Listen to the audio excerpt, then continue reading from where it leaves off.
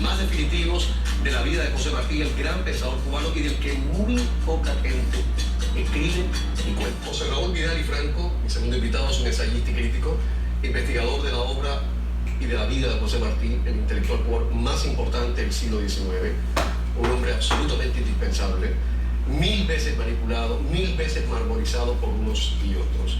Bienvenido, José Raúl, y has venido a propósito de un nuevo libro. ¿Cómo estás? Así mismo, muchas gracias por invitarme a tu programa. Llama la atención el título de este nuevo libro tuyo, Lo de Puerto Príncipe, José Martí entre armas, bandidos y traidores. Lo de Puerto Príncipe. ¿Es deliberado el título?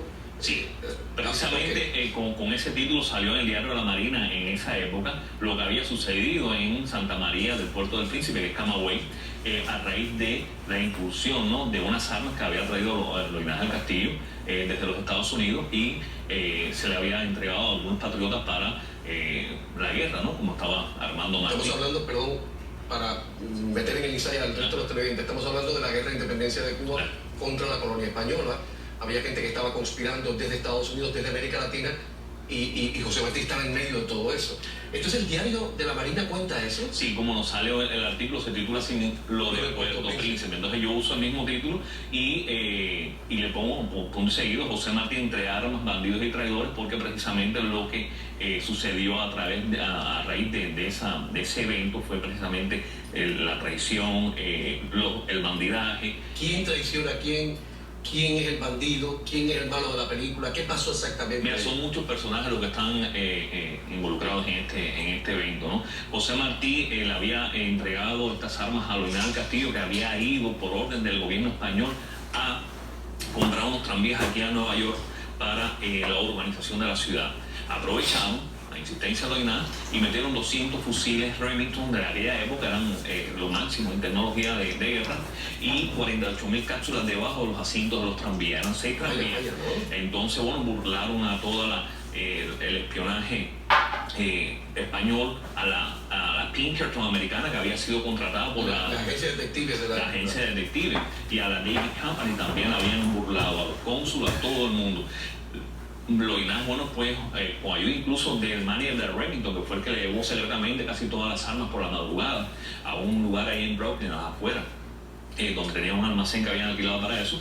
Ahí trabajaron toda la noche, bueno, pues armaron todo aquello y por la madrugada salieron para el vapor, montaron todas las armas y llegaron a Novita en la mañana con todo el cargamento. Porque los tranvías iban para Cuba.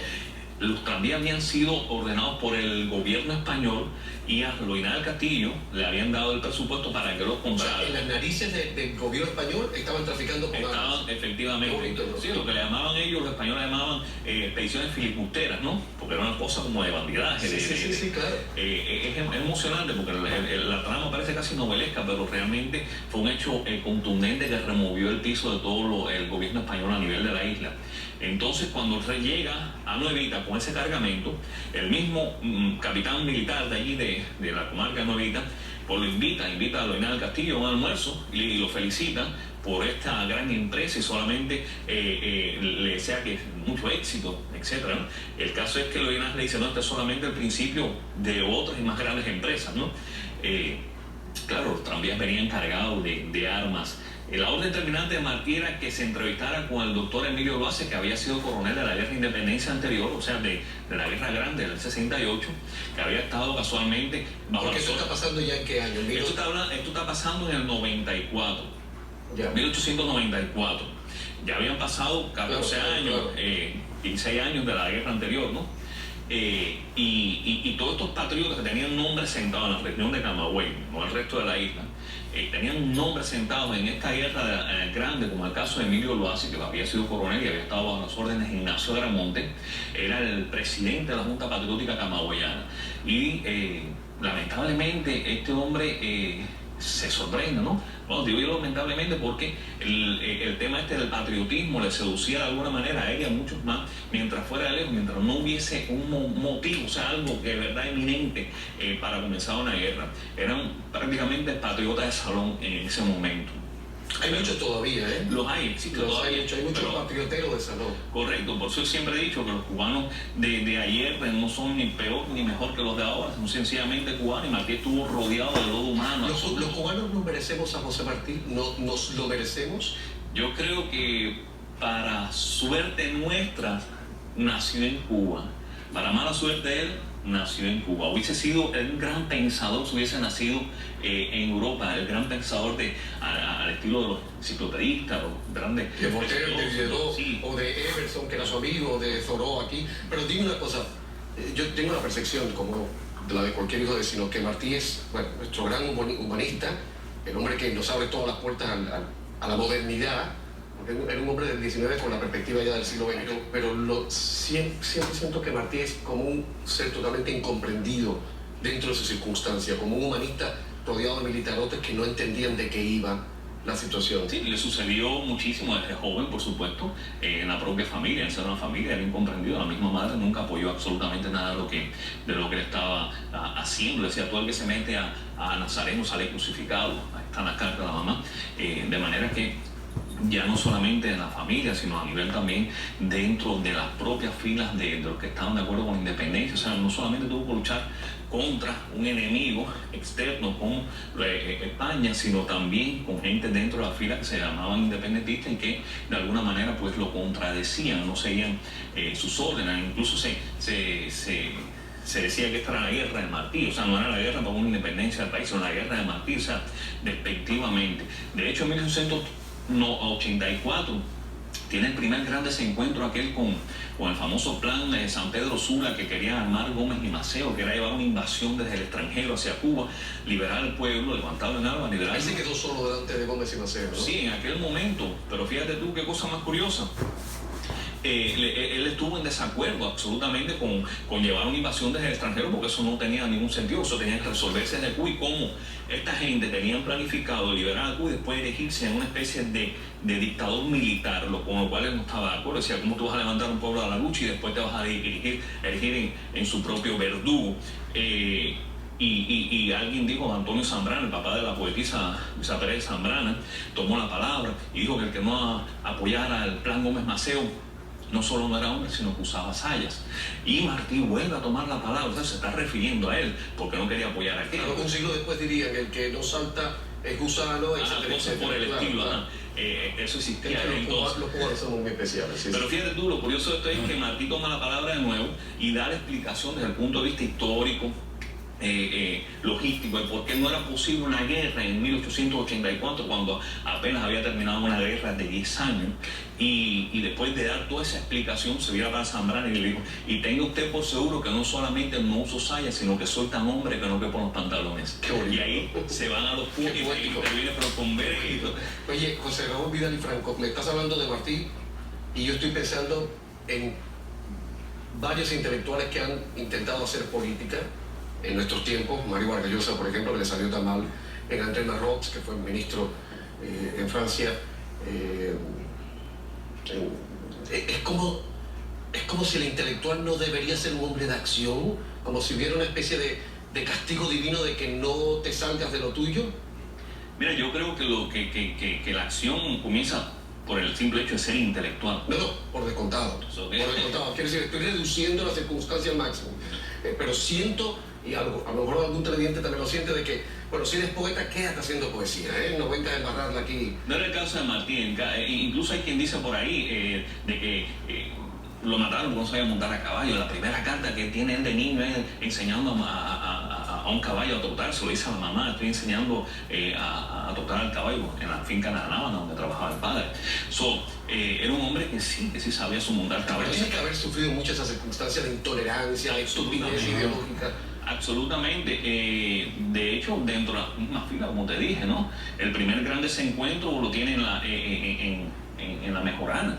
O sea, con los dos grandes militares estos, Gómez y Maceo. Que gente muy valiente, muy respetada, pero que entendían la vida de otra manera. De otra manera. Y de hecho lo nombran a él general, a Martí, para supeditarlo a la cuestión militar, y que no suceda lo mismo que la guerra anterior, que el gobierno civil estaba en contra, o no entendía lo que hacían los militares. No hay nada nuevo bajo el sol. Absolutamente. Las vanidades y los egos son los mismos desde que del mundo al mundo. Voy a poner publicidad y a la vuelta, por cierto, si usted está pensando lo mismo que yo, está en su derecho. Lo que estamos hablando de Martí y lo que vamos a hablar de Martí a partir de ahora es lo que ha pasado en los últimos 20 y tantos años en Venezuela con una figura como la de Simón Bolívar, cuando decidió el poder y la ideología marmorizarlo, manipularlo y hacerlo suyo cuando no es suyo, porque Bolívar no es de Maduro y Martí no es de Raúl Castro. 3 minutos de publicidad. El sector de ese gobierno y un crítico del gobierno. Mira, con Martí, con su nombre, con su obra, mucha gente ha venido a hacer obra, precisamente. Yo creo que se hubiera decepcionado muchísimo. Ya cuando muere Martí no existían ninguno de los grandes próceres de verdad, de los padres fundacionales nuestros de la historia. ¿De América Latina o de Cuba? De Cuba, básicamente, o sea, Cuba. Y se hubiera decepcionado porque las contradicciones, las rencillas, la larga cola de rencilla que tenían muchos de estas personas que lucharon por la independencia y que después se erigieron en los generadores aquellos, en la política. Totalmente insensibles a la vida cívica. De hecho, a Quintín Bandera, que había estado en las 3 guerras, lo matan ahí a machetazos en un cuartucho ahí. Y era un hombre valiosísimo. Sí. Efectivamente, ¿por qué? Porque no convenía, porque si decían que si había una guerra, que venían que los negros, guerra racial, y el hombre no estaba metido en nada, pero como era un general bravo, aunque estaba viejito ya, la gente dijo, bueno, pues vamos a eliminar esto para evitar. Y lo asesinan a machetazos. Pero qué cosa más loca, porque además... Esto fue en la República, o sea, ya fue al principio. Sí, pero los pelotones de negros en la guerra de independencia de Cuba eran de a los tomar, porque los señores iban de todo y se llenaban de grasa. Entonces, claro, atacaban y no había quien cogiera un negro de eso, porque se resbalaba y era gente muy, muy valiente. O sea que el pecado original de los cubanos, de alguna manera, en la política, siempre ha sido el mismo. Y te digo que la incomprensión ha sido tanta y el desconocimiento ha sido tanto del proyecto martiano, de esa cantidad de ideas que él tenía para el bienestar del pueblo cubano, que, te digo un dato, luchó más gente, negro y blanco, cubano, al lado del ejército español que al lado del ejército mambís. Eso es estadístico. ¿Porque no entendían el proyecto de los mambises? No, porque Cuba no quería en ese momento ya la guerra. La gran mayoría del país no quería la guerra. ¿Okay? De hecho, el que no estaba de acuerdo con la guerra no es que se mantuviese al margen, sino sencillamente tomaba otro camino al lado de los españoles o se convertían en bandidos. De hecho, la escolta de Valeriano Huey, la famosa escolta negra, eran 32 negros cubanos que eran temibles. Y Huey no tenía nada que ver con Cuba. No tenía nada que ver. Fue el hombre que hizo los primeros campos de concentración en Cuba. Y eran cubanos los que se embarcaban con él y lo acompañaban por donde quieren. Pero no hay peor astilla que la de Cuba. Así mismo es. Los pelotones, como dices tú, de los negros, por ejemplo, el pelotón Césped era completamente negro. Ahí te das cuenta tú del racismo que había incluso dentro de las propias tropas cubanas, donde un capitán negro lo podía llamar compañero, un capitán blanco. Ojo, todo esto que estamos contando en la escuela no se da. En Cuba no se le enseña a los chicos. Absolutamente nada. Jamás. A los chicos se les enseña que Martí era perfecto, como el Che Guevara. Por cierto, más allá de la adoración oportunista, más allá de la manipulación ideológica, en pocas palabras, ¿quién fue José Martí? Martí es el lucero, el sendero que nosotros deberíamos haber seguido como pueblo. Sencillamente no lo hemos hecho, por eso de alguna manera estamos donde estamos. Si hubiésemos hecho lo que Martí promovía en su programa para el bienestar de Cuba, la historia hubiese sido otra. Pero, quizás hubiese sido otra, porque realmente es imposible. Habría sido otra, mejor o peor, pero habría sido otra. Pero es imposible luchar cuando tú tienes una buena voluntad, un pensamiento, luchar contra todas las cuestiones estas criadas y creadas en torno a la política, a la economía, a la sociedad. Dime una cosa, José Raúl, en el caso de Martí está clarísimo que lo han manipulado desde siempre. Los castristas y los anticastristas también. En el caso de Bolívar, también, mucho más desde que Chávez llegó al poder, que lo convirtieron ya en la exhumación de los restos de Bolívar es digna de haber sido contada por García Márquez, porque hubo hasta brujería por el medio. O sea, San Martín, por su lado, también. Qué triste el destino de los padres fundacionales de la independencia de América Latina, que al final han terminado siendo títeres de los políticos de turno, ¿no? Claro, porque los políticos de turno que dicen que estos padres fundacionales fueron los precursores, digamos, de lo que ellos son hoy, o sea, que la historia realmente comienza con ellos, que no nada tiene que ver con los padres fundacionales. Y es el caso de Castro, y el caso de todos los comunistas, o sea, de todos estos 60 años. Pero hay gente en la derecha que lo ha hecho también, que le ha sacado mucho rédito a los padres fundacionales. También, o sea, todo esto se presta. Ojo, ahora mismo en los Estados Unidos que estamos viviendo esta ola de la derecha en el poder, que me parece bien, que estén ahora en la derecha y mañana que venga el centro y que venga Malanga, el que le toque, también usan a los padres fundadores como si fuesen los vecinos, los hijos de vecinos. Así mismo. Todo el mundo les tira y todo el mundo es primo de Lincoln y de Jefferson. Todo el mundo la abraza y la pega a su pecado. ¿Crees que se puede redimir a Martín en algún momento? Desintoxicar a Martín, quitarle todo el polvo, todo eso que tiene. Mira, el Martín es un desconocido en el pueblo cubano, es absolutamente desconocido, y la primera gran falacia fue la de adjudicarle la autoría de Moncada y todo aquello, ¿no? Porque ¿qué es lo que era Moncada? El motor impulsor de la revolución, que es la revolución, bueno, ¿dónde tiene la revolución en 2019 al país? Bueno, sumido en una crisis económica y espiritual grandísima, donde no hay ideología ni siquiera. O sea, hay que darlo a conocer primero que todo. Hay que darlo a conocer, hay que estudiarlo de verdad a él y a todos los padres fundacionales y a toda la historia de Cuba, si no sencillamente estamos desarraigados. Viene la publicidad y a la vuelta el momento, uno de los momentos más tristes, pero al mismo tiempo definitorios, no solo de la historia política de Cuba, sino de la historia de la cultura cubana, y yo diría que de la historia de la cultura hispanoamericana, porque de alguna manera, en mi opinioncita, tiene que ver con ese destino fatal del intelectual que se compromete con los pobres, que se compromete a hacer la revolución a su manera, en un mundo donde parece que no tiene espacio y que merece tenerlo. ¿Por qué no? Ya uno escucha. Martí escribía en sus versos sencillos: yo tengo un paje muy fiel que me cuida y que me gruñe, y al salir me limpia y bruñe mi corona de laurel. Pero la suya fue una vida de angustia, de exilio, de soledad, y ese paje no lo pudo cuidar hasta el último minuto. 1000 veces se ha dicho, José Raúl, que la muerte de Martí en combate es una suerte de inmolación, de suicidio político. Nacha Guevara decía hace unos meses en Buenos Aires, que Martí muere como un gran artista, como una gran despedida, ¿no? ¿Qué piensas de la muerte de Martí? Que se ha escrito tanto y se ha dicho tanto. Mira, Martín murió en el momento que tenía que morir. Ya te digo, tú ahorita me preguntabas sobre el tema si hubiese sobrevivido la República, hubiese sido una decepción. Es una pregunta tonta en todo caso. Absolutamente. Sí. No, que hubiese sido un desertor. Sí, precisamente. Muere en el momento que tenía que morir.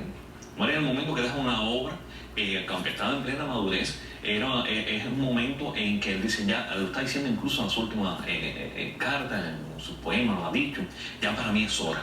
Ya para mí es hora.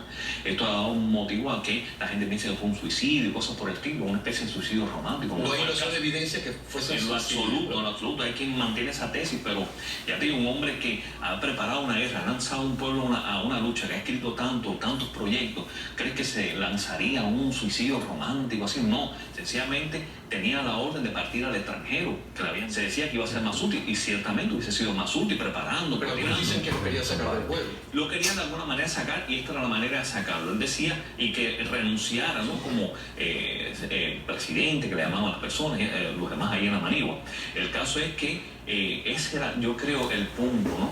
Él decía, bueno, pues, como yo voy a lanzar un pueblo a la lucha, después me voy a ir al extranjero, o sea, no tiene sentido, ¿no? O sea, y desobedece a Gómez cuando Gómez le dice, quédate aquí, cuando cae en aquella emboscada, que dicho sea de paso, es una de las emboscadas más tontas, y bueno, le cuesta la vida a José Martí. A mí me gustaría, este poquito que hemos hablado, y de la manera que lo hemos hecho, que se lo explicaran hacia los niños en Cuba, a los chicos en Cuba, que nos lo explicaran a todos.